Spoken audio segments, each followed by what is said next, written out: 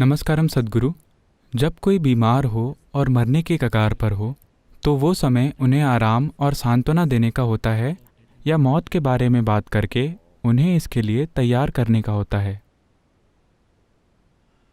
देखिए, जब कोई बीमार हो और अगर दुर्भाग्य से उन्हें वाकई कभी ये एहसास नहीं हुआ हो कि जीवन नश्वर है और उन्होंने अपने भीतर इसके लिए तैयारी नहीं की है किसी भी रूप में, उस समय अगर आप उनसे कहते हैं कि अब आप मरने वाले हैं तो ये भयानक होने वाला है। तो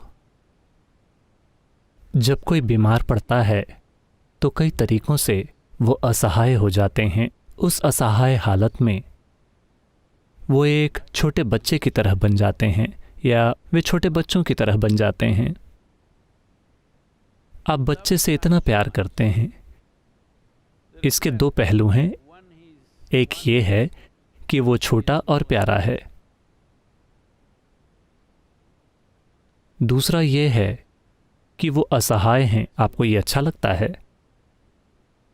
हाँ, अगर आपके पति या पत्नी ऐसे हों कि वो हर चीज़ में बहुत कुशल हैं, जो अपनी ज़रूरत की हर चीज़ खुद कर सकता हो, नहीं, आप उस व्यक्ति को पसंद नहीं करेंगे। आप एक ऐसा इंसान चाहेंगे जिसे अपने मोजे खोजना भी नहीं आता। आप कोसेंगी, लेकिन आपको ये अच्छा लगता है क्योंकि इन्हीं चीज़ों से आपको जीवन पर नियंत्रण मिलता है। मैंने औरतों को बातें करते देखा है। पता है, मेरे पति वो सुबह अपना टूथब्रश भी नहीं ढूंढ पाते, लेकिन उन्हें इस पर बहुत गर्व है क्योंकि जब वो इतना असहाय है, मेरे बिना वो रह ही नहीं सकता। यही असली बात है, क्योंकि सारे रिश्ते ज़रूरत पर आधारित रिश्ते हैं। समाज ऐसे ही विकसित हुए हैं। तो अचानक उन्हें बताना कि आप मरने वाले हैं एक बहुत अच्छा उपाय नहीं होगा। इस देश में इसे एक बहुत महत्वपूर्ण चीज़ बनाया गया था। लोगों ने इस बुनियादी ज्ञान को एक तरह से पूरा नष्ट कर दिया है। एक बेटे का होना बहुत महत्वपूर्ण होता था,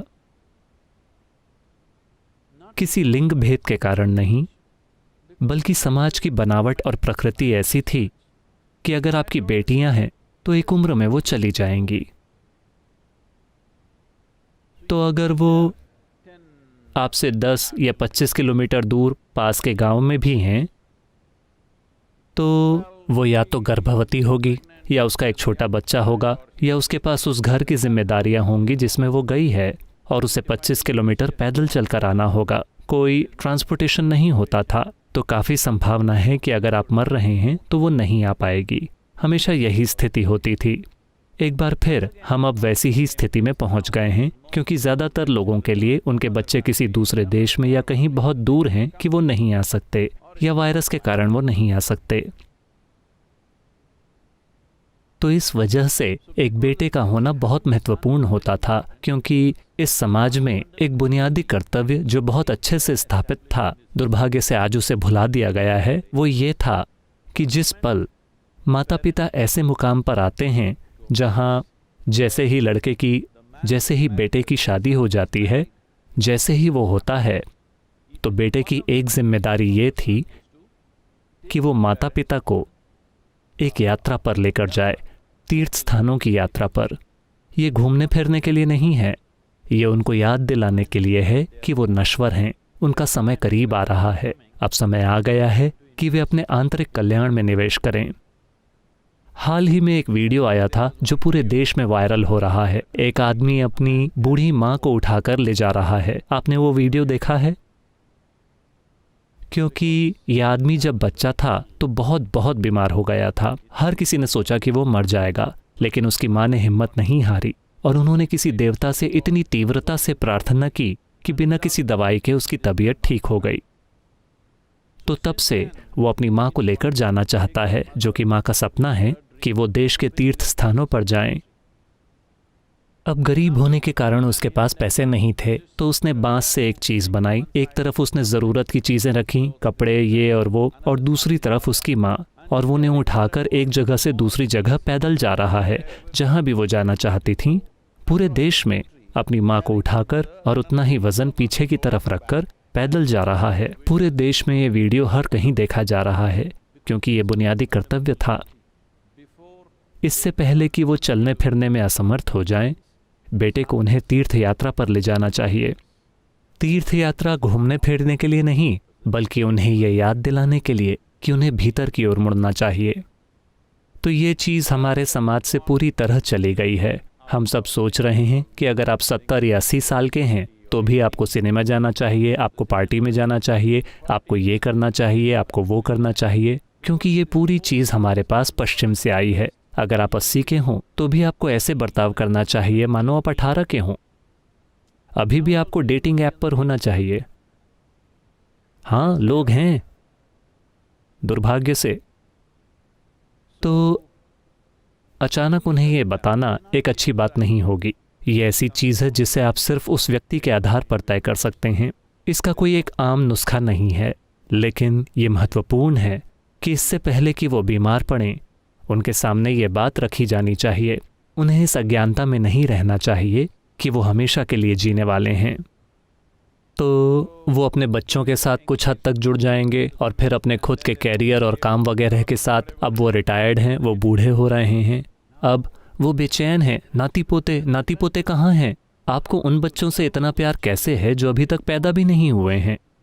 जब आपको कोई चिंता या परवाह नहीं है उन बच्चों की जो सड़कों पर हैं, आपके पास उन बच्चों के लिए इतना प्यार कैसे है जिनका अस्तित्व ही नहीं है? क्योंकि आप जीवन के साथ एक बार फिर जुड़ना चाहते हैं, जैसे कि एक नई शुरुआत हो, क्योंकि ये आपको जीवन की एक नई खेप देगा, जुड़ाव का एक और स्तर, इस भ्रम का एक और स्तर की चीज़ें हमेशा के लिए चलती रहेंगी। तो अगर वो सारी चीज़ें नहीं हैं तो लोग हताश हो जाएंगे, वो अपना मानसिक संतुलन खो देंगे। दुर्भाग्य से ये सारी चीज़ें हो रही हैं। तो आपको उन्हें बताना चाहिए या नहीं अगर वो बीमार हैं और अपने अंतिम समय की ओर बढ़ रहे हैं?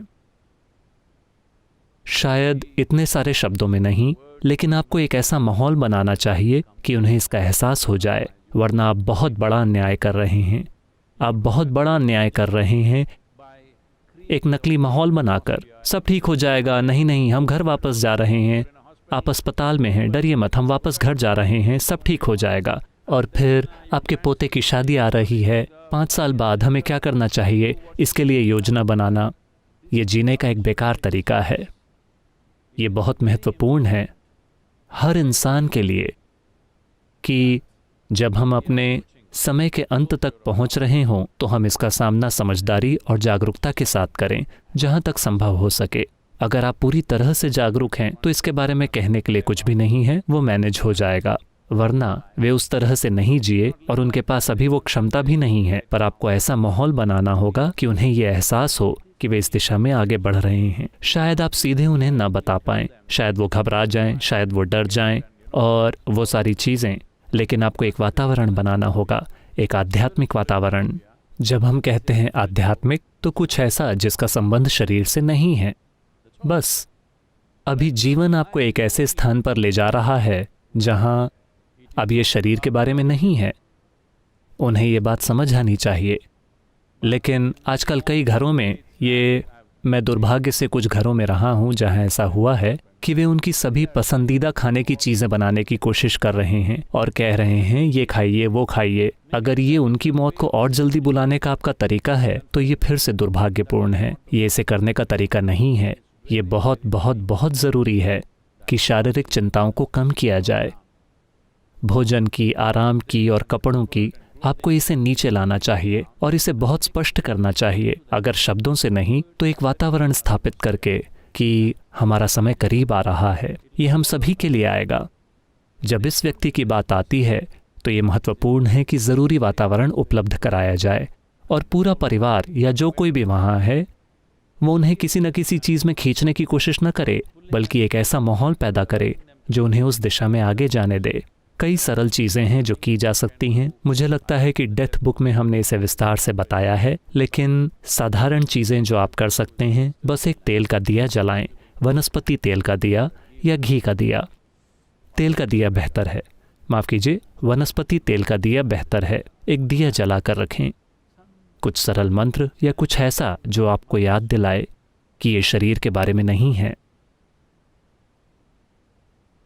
अगर बस इतना याद दिलाया जाता है तो जीवन के पास पर्याप्त विवेक होता है कि वो उसे पकड़ ले।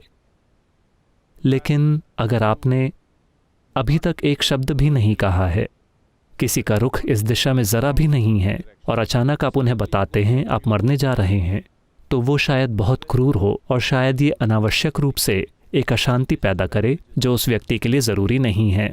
तो इसे कैसे किया जाना चाहिए? ये ज़रूरी है कि हर कोई देखिए उस व्यक्ति के आसपास सामान्य स्थिति बनाने की कोशिश न करें। हर कोई घूम फिर रहा है, बच्चे आकर कह रहे हैं दादी जी दादाजी मैं आपसे प्यार करता हूँ, सब बढ़िया है। ऐसा मत कीजिए। अगर बच्चे हों तो भी अगर वो अंदर आते हैं तो उन्हें धीरे से अंदर आना चाहिए और बस यूं ही वहाँ होना चाहिए। उन्हें समझना होगा कि परिस्थितियाँ बदल रही हैं। अगर आप इतना भी नहीं करते, आप एक फिल्म लगा देते हैं, आप ऐसा करते हैं, आप उनकी सारी मनपसंद खाने की चीज़ें बनाते हैं, आप उनके चारों ओर उछल कूद कर रहे हैं ताकि उन्हें लगे कि सब कुछ बढ़िया है, ये तरीका नहीं है। ये महत्वपूर्ण है। मृत्यु के साथ कुछ भी गलत नहीं है, ये बस हमारे अस्तित्व का एक हिस्सा है। बात बस इतनी है कि हम इसे किस तरह से करते हैं। ये बहुत महत्वपूर्ण है। ये माता पिता के प्रति उनके बच्चों का एक मौलिक कर्तव्य है कि जब उनका समय आए तो वो अच्छी तरह से जाएं। सबसे सरल बात है, अगर आप आध्यात्मिक हो जाते हैं तो शुरू में वो विरोध करेंगे, वो संघर्ष करेंगे, लेकिन उसके बाद ये एक इंसान की स्वाभाविक समझ है कि मेरे से आधी उम्र का व्यक्ति